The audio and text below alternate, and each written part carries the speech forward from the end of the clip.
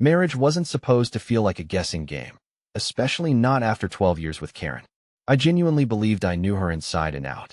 We had built a life together, 2 kids, a cozy home, and a routine that felt utterly stable. Sure, things weren't as thrilling as they'd been in the beginning, but that's normal, right? Life gets busy, love changes, but trust? That's supposed to be unshakable. Last Friday started like any other day. Karen was in the kitchen, sipping her coffee and scrolling through her phone. The kids were bickering over the last pancake, and my mind was already on the weekend chores. "Don't forget," Karen said, looking up from her phone. "I'm heading out tonight. Girls' night with some work friends." I nodded, barely registering it. "Sure, have fun." She gave me a quick peck on the cheek and went back to her scrolling. Nothing about her behavior set off any alarms. She didn't seem distant or overly eager, just Karen being Karen. When evening rolled around, she left without much fanfare. "Don't wait up," she called over her shoulder as she grabbed her purse and walked out the door. I settled in with the kids, made some popcorn, and let them pick a movie. It was a typical, quiet night at home, and I didn't think twice about Karen's absence. But as the hours ticked by, something started to feel off. By midnight, she hadn't texted or called to check in. That wasn't like her. Karen might have been a lot of things, but irresponsible wasn't one of them. I sent her a message. "Hey, everything okay?" No response. By 2 a.m., I was genuinely worried. I called her phone, but it went straight to voicemail. My mind raced with possibilities. Maybe her phone had died, or perhaps she'd had too much to drink and decided to crash at a friend's place. But even then, why wouldn't she let me know? When I woke up the next morning, her side of the bed was still empty. The kids noticed her absence immediately. "Where's Mom?" Emily, our 10-year-old, asked as she sat at the breakfast table. "She's with friends," I said, forcing a calm tone. "She'll be back soon." But as the hours passed, my calm facade started to crack. Karen still hadn't called or texted. By noon, I was pacing the living room, my mind swinging between anger and anxiety. Was she okay, or was something else going on? By the time the kids went to bed that night, I was exhausted, not just physically, but emotionally. It had been 24 hours since Karen left, and I still hadn't heard a word from her. My texts were unanswered, my calls went straight to voicemail. Just after midnight, I heard the front door creak open. Karen walked in like nothing had happened, her hair slightly disheveled, but her expression calm. She set her purse down on the counter and barely looked at me. "Rough night," she muttered before heading straight to the bedroom. I stood there in stunned silence. No explanation, no apology, just indifference. The next morning, Karen acted like everything was fine. She sat at the breakfast table, scrolling through her phone while I made pancakes for the kids. I waited for her to say something, anything, but she didn't. I wasn't sure what I was angrier about. The fact that she had disappeared for an entire day without a word, or the fact that she didn't seem to care how it affected me or the kids. And then, just as I was trying to piece together how to confront her, my phone buzzed. It was a message from Lisa, one of Karen's old friends. "Mike, I need to tell you something. I wasn't sure if I should, but you deserve to know the truth." My heart sank. I stared at the message, my pulse pounding in my ears. Before I could respond, another message came through. Karen wasn't at a girls' night. She was at a party. A private one. And it's not the kind of thing you'd want to know about. I felt the ground shift beneath me. What kind of party? What was Lisa trying to say? I typed out a shaky response. "What do you mean?" Her reply came almost immediately. "It's better if I just show you." Moments later, my phone buzzed again. This time, it was a photo. It showed Karen in a dimly lit room, surrounded by people I didn't recognize. The context was clear, though. This wasn't just a party. It was that kind of party. The air left my lungs. I sat down, staring at the photo, my hands trembling. This couldn't be real.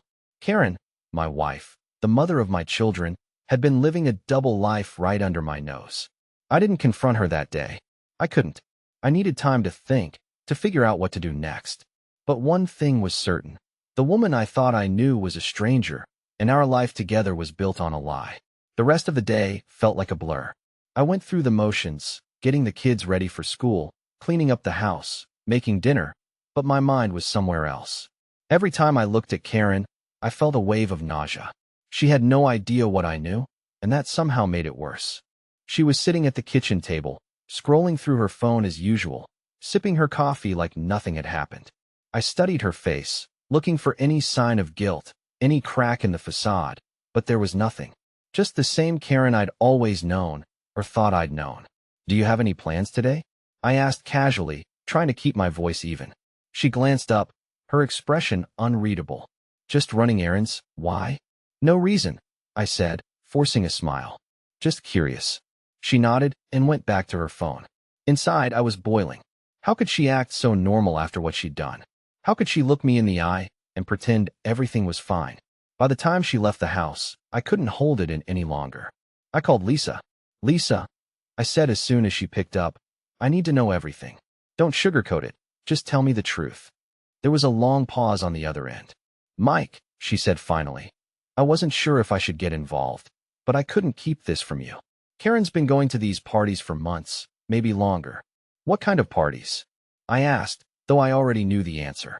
"The kind where married people meet other married people," she said hesitantly. "It's a secret thing, and Karen's been lying to you about it the whole time. Last night wasn't the first time." My stomach turned. "How do you know all this?" "I was invited once," Lisa admitted, "by someone in Karen's circle. I didn't go, but I heard enough to know what happens there. When I saw her name come up, I couldn't believe it. I thought you deserved to know." I closed my eyes, trying to steady my breathing. Does she?" I couldn't even finish the question. "Yes," Lisa said softly, "she's involved." "I'm so sorry, Mike." For a long moment, I couldn't speak. The woman I had trusted with my life, the mother of my children, had been lying to me for who knows how long. And now, I was left with the pieces of a shattered reality. "Thank you, Lisa," I said finally. "Thank you for telling me." After hanging up, I sat there in silence, trying to process everything. I wanted to scream, to break something, to confront Karen the moment she walked through the door. But I didn't. Something in me told me to wait, to think. If I exploded now, I'd lose any chance of handling this on my terms. That night, Karen came home like nothing had happened. She kissed the kids goodnight, sat on the couch with her phone, and barely acknowledged me. "Rough day?" she asked absent-mindedly, not even looking up. "You could say that," I replied, my voice calm. She didn't press further. She never did. I went to bed that night with my mind racing. I had decisions to make, big ones. But one thing was clear: I couldn't let this slide. The next morning, after Karen left for her usual yoga class, I started planning. I wasn't going to confront her, not yet. First, I needed to protect myself and the kids. I contacted a lawyer, explaining everything I'd learned. He told me exactly what I needed to do: document everything, secure my finances, and prepare for the possibility of a fight. By the time Karen returned home that afternoon, I had already started putting the pieces in place. She walked in with her yoga mat slung over her shoulder, smiling like she hadn't just blown up our marriage. "How was class?" I asked, keeping my tone neutral. "Good," she said, setting her mat down. "We're trying this new breathing technique. It's supposed to help with stress." "Sounds nice," I replied, forcing a smile. Inside, I was screaming. Over the next few days, I kept my distance, pretending everything was fine while quietly preparing for the inevitable fallout. I went through her phone when she was asleep, finding more messages, more proof of her double life. Each discovery felt like a knife to the chest, but it also steeled my resolve. By the end of the week, I had everything I needed. Bank accounts were secured, legal paperwork was in motion, and a plan was in place. Now all that was left was to execute it. By the time Friday rolled around, everything was in place. The bank accounts were locked down, the legal paperwork was ready, and I had made arrangements for the kids and me to leave without causing a scene. I knew that once Karen realized what I had done, the fallout would be explosive, but for the sake of my children, I needed to handle this as quietly and cleanly as possible. Karen, as oblivious as ever, seemed completely unfazed. She carried on her day-to-day life as though she weren't living a lie. That evening, she casually mentioned, "I'll be out again tonight, another get-together with the girls." I nodded, keeping my expression neutral. "Sure, have fun." She didn't seem to notice the edge in my voice or the way I avoided her gaze. She just grabbed her purse and breezed out the door, leaving me standing in the kitchen with the kids. As soon as she was gone, I put the plan into motion. I had packed our bags earlier in the week, making sure to include everything the kids would need without raising suspicion. My lawyer had advised me to act quickly and decisively, and that's exactly what I intended to do. "Kids," I said, keeping my voice calm. We're going to stay at Uncle Ben's for a little while. It'll be like a mini vacation. How does that sound? Emily and Jake perked up at the mention of their favorite uncle. Yay, Jake exclaimed, while Emily asked, "Can we bring our tablets?" Of course, I said with a smile. Now go grab your backpacks. We're leaving soon. They didn't ask any questions, and for that, I was grateful. I didn't want to burden them with the truth, not yet. By the time Karen returned home later that night, the house was empty. I had left her a note on the kitchen counter, simple and to the point. Karen, the kids and I are safe. Don't try to contact me until I'm ready to talk. I know everything. Mike. I imagined her walking into the quiet house, finding the note, and realizing what had happened. The image gave me a strange mix of satisfaction and sadness. This wasn't how I had envisioned our life together ending, but she had made her choices. The next morning, my phone buzzed incessantly with calls and messages from Karen. I didn't answer. I couldn't. Instead, I focused on settling the kids into Ben's house and explaining the situation to my brother. "You did the right thing," Ben said after I told him everything. "She doesn't deserve a second of your time." "Thanks," I said, though his words felt hollow. Despite everything, a part of me still felt the sting of betrayal. How could the woman I had loved for over a decade do this to me, to us? Later that day, Lisa called. "Mike, are you okay?" she asked, her voice full of concern. "I'm fine," I said. "The kids are fine. That's all that matters right now." Lisa hesitated before saying, "There's something else you should know. Karen, she's not just involved in those parties. She's been seeing someone regularly. His name is Ryan. I thought you should hear it from me before you find out some other way." Ryan. The name hit me like a punch to the gut. It wasn't just about the parties. It was personal. She had chosen someone else, someone who wasn't me, and lied about it every step of the way. "Thanks for telling me," I said, my voice tight. "Mike, I'm so sorry," Lisa said softly. "You didn't deserve this." That evening, as I sat on the porch watching the kids play in the yard, I realized something important. Karen's betrayal wasn't about me. It wasn't about anything I had done or failed to do. It was about her choices, her lies, and her inability to value what we had built together. For the first time in days, I felt a sense of clarity. I couldn't change what had happened, but I could control what came next. Karen's frantic messages didn't let up for days. Each one ranged from angry to desperate to oddly apologetic. At first, I ignored them. I couldn't bring myself to engage with her, knowing every word she'd say would either be another lie or an excuse. But by the third day, curiosity got the better of me, and I finally opened the texts. The first one read, "Mike, where are you? Why are the kids gone? You can't just take them without talking to me." The next, "We need to talk. You're blowing this way out of proportion." And then, "Mike, please, I'm begging you. I can explain everything. Just call me." I put my phone down, my jaw clenched. She still didn't get it. She still thought there was something she could say to undo everything, but there wasn't. That evening, I called my lawyer to update him. He told me I was in a good position to take the next steps, especially with the evidence Lisa had sent me. "You're doing the right thing, Mike," he said. "Just stay calm and stick to the plan." But staying calm wasn't easy. Every time I thought about Karen's betrayal, I felt the anger bubbling up again. It wasn't just about the lies. It was about the sheer audacity of it all. She had carried on this double life right under my nose, all while pretending to be the loving wife and mother. On the fourth day, I finally picked up when Karen called. "Mike," she said as soon as I answered, her voice shaky. "Thank God. I've been trying to reach you. Where are you?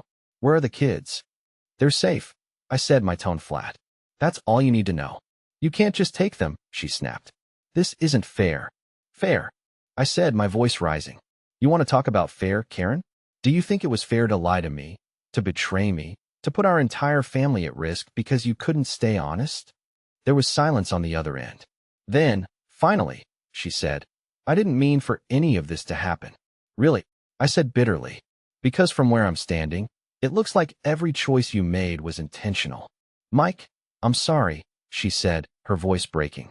"I made a mistake, a horrible mistake, but I love you. I love the kids. Please, just let me explain." "Explain what, Karen?" I snapped. "That you've been sneaking off to parties and seeing someone else behind my back. That you've been lying to my face for months, maybe even years. What could you possibly say that would make this better?" Her silence was deafening. "I'll be in touch when I'm ready," I said, my voice cold. Until then, don't call me again. And with that, I hung up. That night, I couldn't sleep. Her words replayed in my head over and over again. I didn't mean for any of this to happen. But that wasn't true, was it? She might not have meant for me to find out. But every choice she made was deliberate. She had chosen to lie, to cheat, to put her own desires above our family. The next morning, I woke up determined to take back control of my life. I met with my lawyer to finalize the paperwork for separation and custody. The evidence I had gathered, Lisa's messages, the photos, the texts I found on Karen's phone, painted a clear picture of her betrayal. But as much as I wanted to focus on the legal side of things, there was still the emotional weight of it all. How do you move on from something like this? How do you explain to your kids that their mother isn't who they thought she was? Over the next few weeks, I focused on creating a sense of normalcy for Emily and Jake. I didn't want them to feel the tension or uncertainty I was carrying inside me. We stayed with my brother, went on day trips, and even started a new nightly routine of reading stories together before bed. One night, as I tucked Emily in, she looked up at me with wide eyes and asked, "Is Mommy okay?" My throat tightened. "She's fine, sweetheart," I said, forcing a smile. "She just needs some time right now." "Will she come back?" she asked softly. I hesitated, not wanting to lie, but also not wanting to overwhelm her with the truth. "I don't know," I said finally. "But no matter what happens, you and Jake are my top priority. I'll always take care of you." She nodded, satisfied with my answer, and snuggled into her pillow. As the days turned into weeks, Karen's calls and messages became less frequent. Whether she was giving up or simply strategizing, I didn't know. But I knew one thing: I wasn't going back. This wasn't just about me anymore. It was about protecting my kids from the chaos she had brought into our lives. And though I didn't know what the future held, I was ready to face it head on. Weeks turned into a month, and the silence from Karen was louder than any of her words ever could have been. The calls stopped. The frantic texts came to an abrupt halt. At first, I thought maybe she was planning something, but as time went on, it became clear she was either regrouping or simply giving up. Meanwhile, I was focusing on rebuilding some sense of normalcy for Emily and Jake. Every day was a mix of laughter and heartbreak. The kids adapted quickly to staying at Uncle Ben's, and though they missed their mom, they seemed to thrive in the new, calmer environment.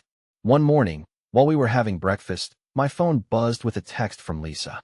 "Mike, I just thought you should know. Karen's been talking to Ryan again." I stared at the message, my stomach twisting. Ryan. That name had become the symbol of everything I hated about this situation. Karen's lies, her betrayal, and the life she had been leading behind my back. It all came back to him. I replied, "What do you mean, talking? Are they still seeing each other?"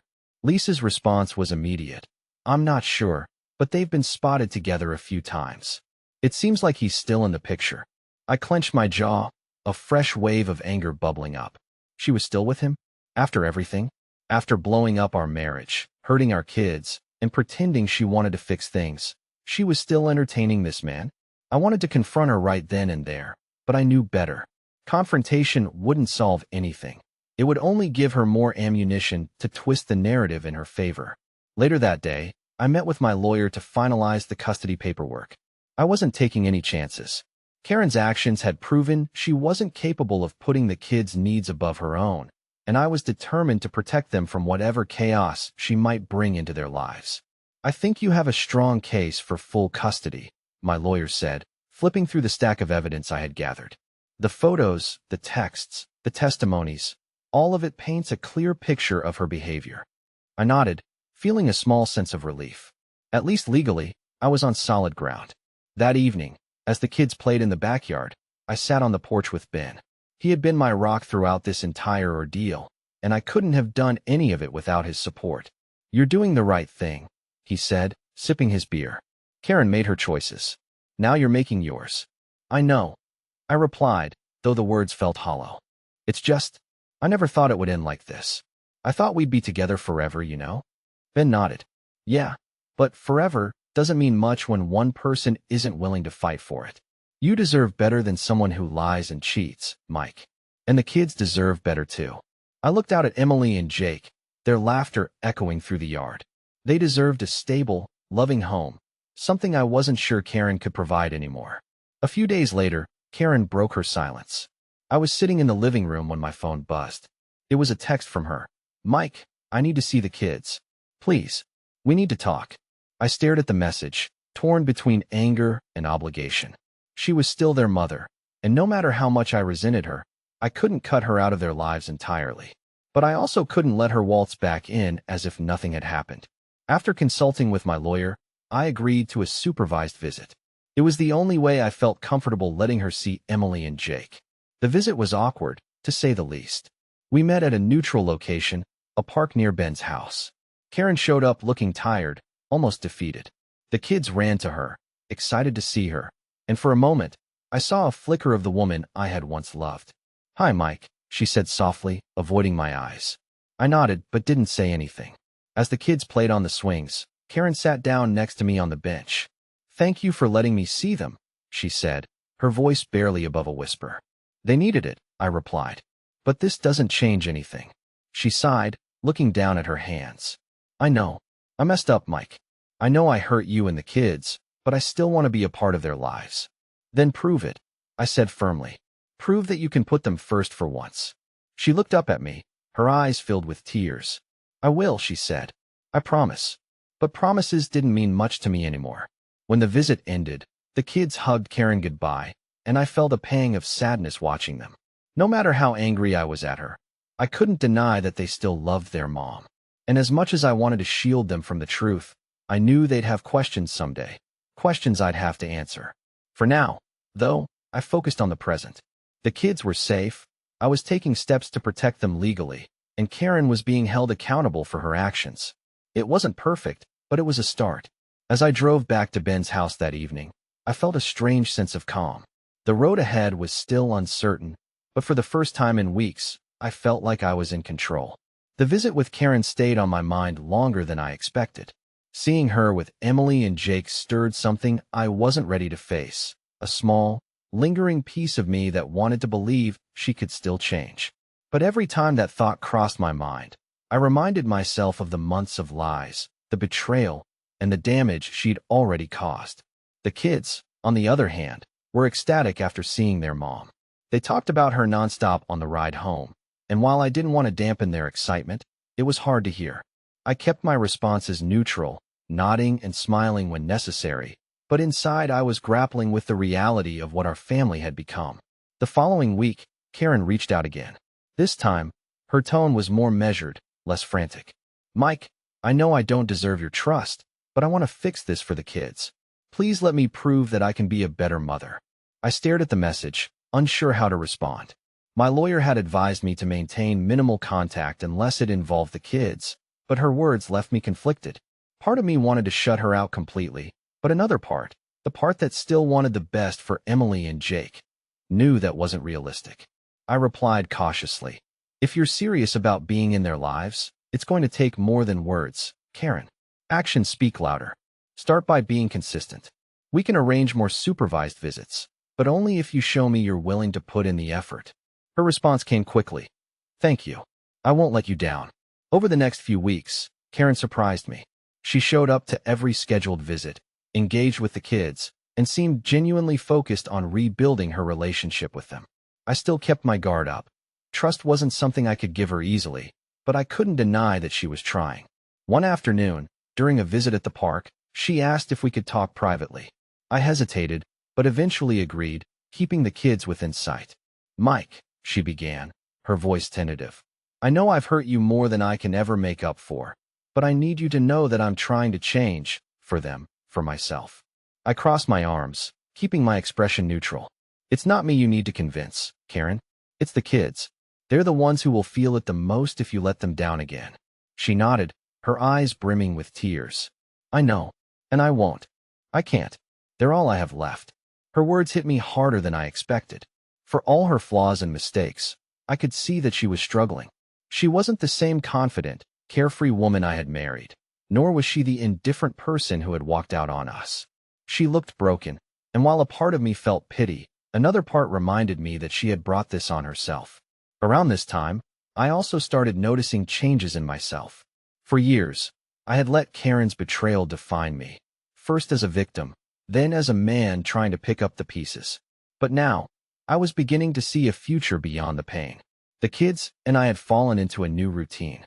Mornings were chaotic but full of laughter, and evenings were spent playing games, reading stories, or just enjoying each other's company. I had started going to therapy, something I had resisted for far too long, and it was helping me process everything in ways I hadn't expected. Claire, the therapist, had a way of cutting through my defenses. "Mike," she said during one session, "you've done an incredible job protecting your kids and moving forward, but you're still holding on to the idea that you need to fix everything. Sometimes the best thing you can do is let go of what you can't control." Her words stayed with me. Letting go. It sounded simple, but it felt impossible. How do you let go of the anger, the betrayal, the disappointment? How do you let go of the life you thought you had? A few weeks later, Karen reached out again, this time with a request. "Mike," she said during one of her visits, "I know this is a lot to ask, but I'd like to have the kids for a weekend, just the three of us. I want to show them that I can be there for them." I stared at her, my stomach twisting. The thought of letting her take them, even for a short time, filled me with anxiety. What if she let them down again? What if she exposed them to the chaos I'd worked so hard to shield them from? But then I thought about what Claire had said about letting go. Maybe this was a step I needed to take, not for Karen, but for the kids. "I'll think about it," I said finally. Her face lit up with a mix of hope and gratitude. "Thank you, Mike. That's all I'm asking." Over the next few days, I wrestled with the decision. In the end, I agreed, but with conditions. Karen would need to keep me updated throughout the weekend, and the kids had to stay at her parents' house, where I knew they'd be safe. When the weekend finally arrived, I dropped Emily and Jake off at Karen's parents' house and watched as they ran to her with open arms. The sight brought a lump to my throat, but I forced myself to stay calm. As I drove away, I realized that this was the first time in weeks I had truly been alone. No kids to take care of, no legal battles to fight, just me and my thoughts. I spent the weekend reflecting on everything that had happened, and for the first time, I felt a sense of peace. I couldn't control Karen's choices, but I could control how I responded to them. And in that moment, I decided to let go of the anger and focus on building a better future for myself and my kids. When I picked them up on Sunday evening, they were full of stories about the weekend. Karen had kept her word, and while I still didn't trust her completely, it was a step in the right direction. As I tucked the kids into bed that night, Emily hugged me tightly and said, "I love you, Dad." "I love you too, sweetheart," I replied, my heart full. For the first time in a long time, I felt like we were going to be okay. After that weekend, things began to settle into a rhythm I hadn't expected. Karen, to my surprise, seemed committed to rebuilding her relationship with the kids. She showed up on time for every visit, kept her promises, and even started communicating with me in a more respectful and cooperative way. For the first time since the storm began, there was a sense of stability. But stability didn't mean trust, not yet. While Karen had been consistent, I wasn't ready to let my guard down completely. The wounds of betrayal didn't heal overnight, and I wasn't about to risk the kids' well-being just because Karen seemed to be turning a new leaf. One afternoon, while the kids were at school and I had a rare moment of quiet, my phone buzzed with a message from Karen. "Mike, I know I have no right to ask, but can we sit down and talk, just the two of us? There are things I need to say." I stared at the message for a long time. Part of me wanted to ignore it. What could she possibly say that I hadn't already heard? But another part of me, the part that still craved closure, knew I needed to hear her out. We met at a small coffee shop near the kids' school. I arrived first, sitting at a table near the window where I could see her approach. When she walked in, I was struck by how different she looked. Karen had always been confident, almost untouchable in the way she carried herself, but now she seemed smaller, more vulnerable. "Thanks for meeting me," she said as she sat down, her voice quiet. I nodded, not trusting myself to speak. She took a deep breath before starting. "I know I've hurt you in ways I can never undo, Mike, and I know that no matter what I say, it won't erase what I've done. But I need you to know how sorry I am for everything." I didn't respond, letting her continue. "When I started going to those parties," she said, her voice trembled, "I told myself it was harmless, that it didn't mean anything. But it wasn't harmless. It was selfish. I was selfish. I wasn't thinking about you or the kids or what it would do to us. I was only thinking about myself." Her honesty caught me off guard. For so long, I had been waiting for her to take responsibility, to acknowledge the choices she had made, and now here she was doing just that. "I don't expect forgiveness," she said, her eyes brimming with tears. I need you to know that I regret it every single day. Losing you, losing our family, it's the worst thing that's ever happened to me, and it's my fault. I know that." I leaned back in my chair, studying her face. She looked genuinely remorseful, but the wounds she had inflicted were still fresh in my mind. "I appreciate you saying that," I said finally. "But this isn't about me anymore, Karen. It's about the kids. They're my priority, and they always will be." She nodded, wiping her eyes. "I know, and I'm going to do everything I can to be a better mother to them. That's all I want now, to give them the love and stability they deserve." As I left the coffee shop, I felt a strange mix of emotions. Her apology had been sincere, but it didn't erase the pain. It didn't rebuild the trust that had been shattered. Still, it was a step forward, a small one, but a step nonetheless. In the weeks that followed, Karen continued to show up for the kids in ways she hadn't before. She attended their school events, helped with homework during her visits, and even started co-parenting with me in a way that felt productive and respectful. One evening, as I tucked Emily into bed, she looked up at me and said, "Daddy, I think Mommy's trying really hard. Do you think she's better now?" Her question caught me off guard. How do you explain to a 10-year-old the complexities of betrayal and forgiveness? "I think she's trying her best," I said carefully, "and that's a good thing.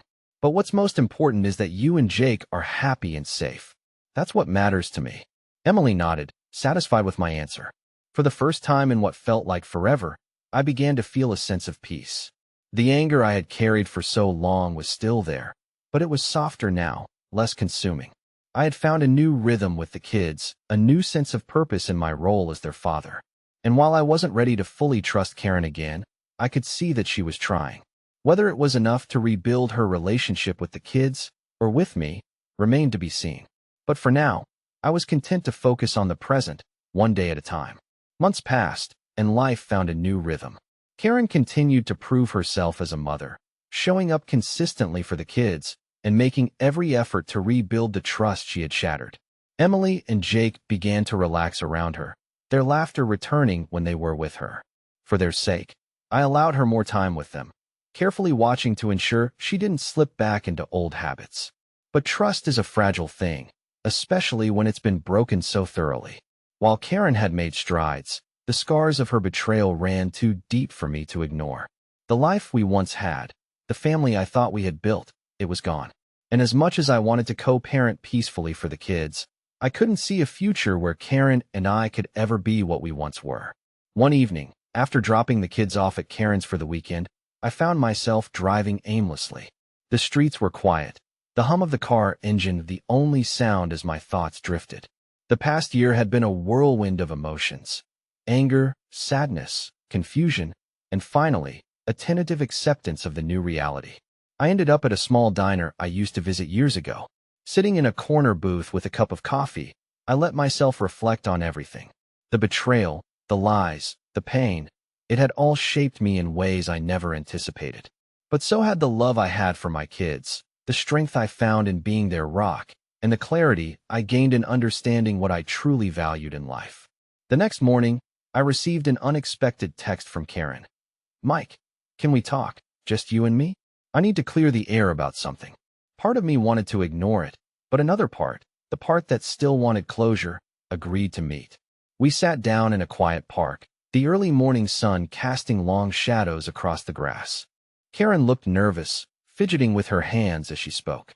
"Mike," she began, her voice unsteady, "I've been thinking a lot about everything that's happened, and I realized I can't keep holding on to the idea that we can fix us. I wanted to believe it was possible, but I know now that some things can't be undone." Her words surprised me. For months, I had braced myself for her to ask for another chance, to try to repair something that was beyond repair. But instead, she was acknowledging the truth we had both been avoiding. "I think you're right," I said after a long pause. "We can't go back. Too much has happened, and it wouldn't be fair to either of us, or the kids, to pretend otherwise." She nodded, tears welling in her eyes. "I just want you to know that I'm sorry for everything. I don't expect forgiveness, but I hope you can find peace. You deserve that." For the first time in a long time, I felt a weight lift off my shoulders. Her apology didn't erase the pain, but it brought a sense of closure I hadn't realized I needed. "Thank you," I said simply. We sat in silence for a while, watching the morning unfold around us. It wasn't a perfect ending, but it was an honest one. As the weeks turned into months, Karen and I found a balance in co-parenting. Our relationship was no longer defined by anger or resentment, but by a shared commitment to our kids. Emily and Jake flourished in the newfound stability, and for the first time in years, I felt like we were moving in the right direction. I focused on myself too.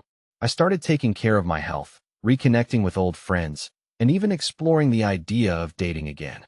It wasn't easy. Letting someone new into my life felt like stepping into uncharted territory, but it was a step I was finally ready to take. One evening, as I sat on the porch watching the sunset, Emily came outside and climbed onto my lap.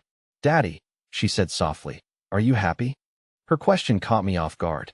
I thought about everything we'd been through, the pain and the healing, the anger and the forgiveness. "I think I am," I said honestly. She smiled and rested her head on my chest. "Me too." In that moment, I realized that happiness wasn't about erasing the past or pretending it never happened. It was about finding peace in the present and hope for the future. And for the first time in a long time, I felt like we were exactly where we were meant to be.